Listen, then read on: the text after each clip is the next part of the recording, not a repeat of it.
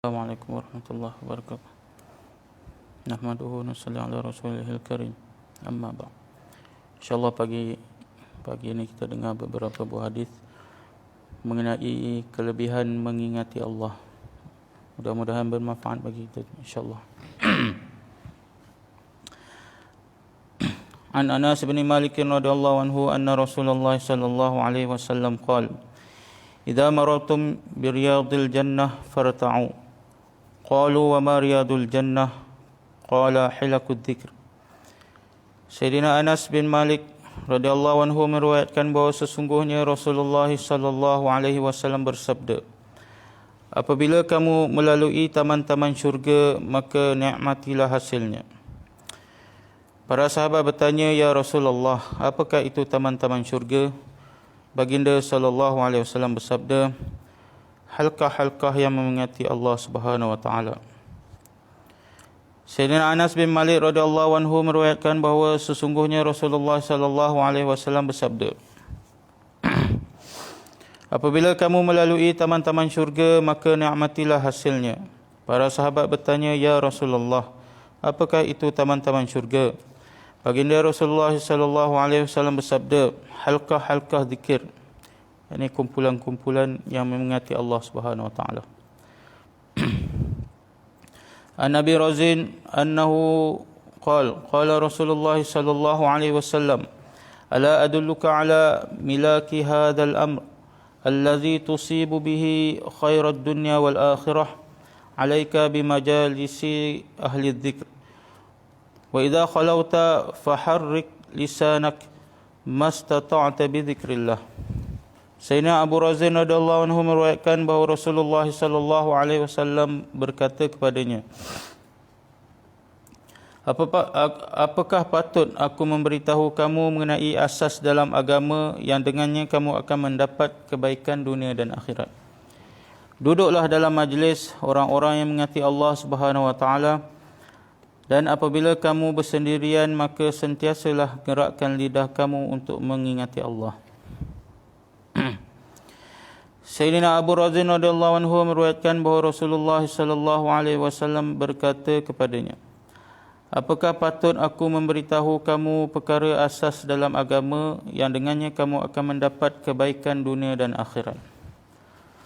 Duduklah dalam majlis orang-orang yang mengingati Allah Subhanahu wa taala, dan apabila kamu bersendirian, maka sentiasalah gerakkan lidah kamu untuk mengingati Allah. An Ibn Abbas radhiyallahu anhuma qila ya Rasulullah, ayyu julasa'ina khairun? Qala man dzakkarakumullahu ru'yatuhu wa zada fi amalikum mantiquhu wa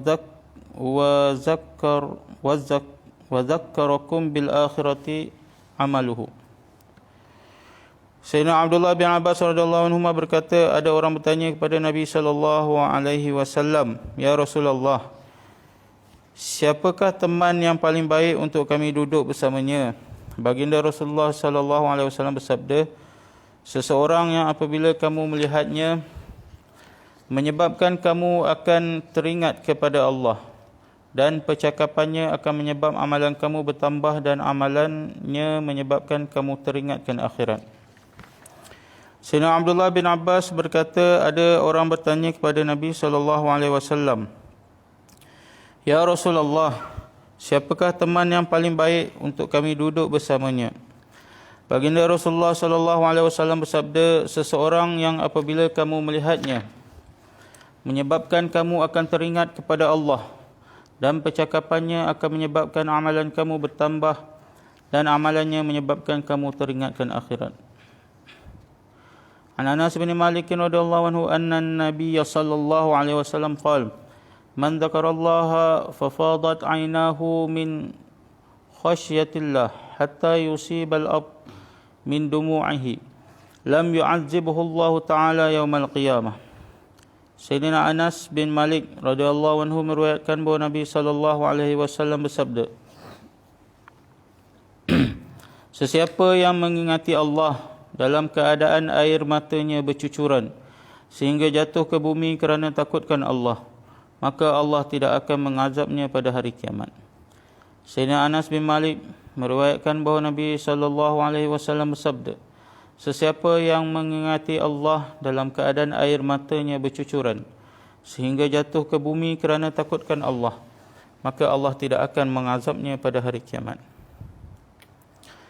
An Nabi Muhammad radhiyallahu anhu an Nabi sallallahu alaihi wasallam qala, laisa syai'un habba ila Allah min qatratain wa atharain qatratu min dumu'i min khasyatillah wa qatratu damin tuhraqu fi sabilillah wa ammal atharan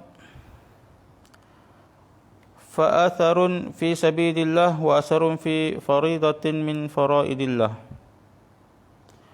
Sayyidina Abu Umamah meriwayatkan bahawa Rasulullah sallallahu alaihi wasallam bersabda, dua titisan dan dua tanda yang paling dikasihi oleh Allah ialah, yang pertama titisan air mata yang gugur kerana takutkan Allah.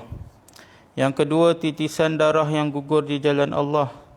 Sementara dua tanda ialah, satu tanda di jalan Allah seperti parut, kecederaan, debu dan kesan berjalan di jalan Allah. Yang kedua tanda yang berlaku kerana menunaikan mana-mana kefarduan Allah seperti tanda sujud, kesan perjalanan haji dan sebagainya. Sayyidina Abu Umamah meriwayatkan bahawa Rasulullah SAW bersabda, dua titisan dan dua tanda yang paling dikasihi oleh Allah ialah, yang pertama titisan air mata yang gugur kerana takutkan Allah. Yang kedua titisan darah yang gugur di jalan Allah. Sementara dua tanda ialah, satu tanda di jalan Allah seperti parut, kecederaan, debu atau kesan berjalan di jalan Allah. Yang kedua tanda yang berlaku kerana menunaikan mana-mana kefarduan Allah seperti tanda sujud, kesan perjalanan haji dan sebagainya. InsyaAllah kita telah dengar beberapa buah hadis mengenai kelebihan mengingati Allah Subhanahu wa taala. Mudah-mudahan kita dapat amal dan sampaikan insya-Allah. Subhanallah bihamdihi subhanallah.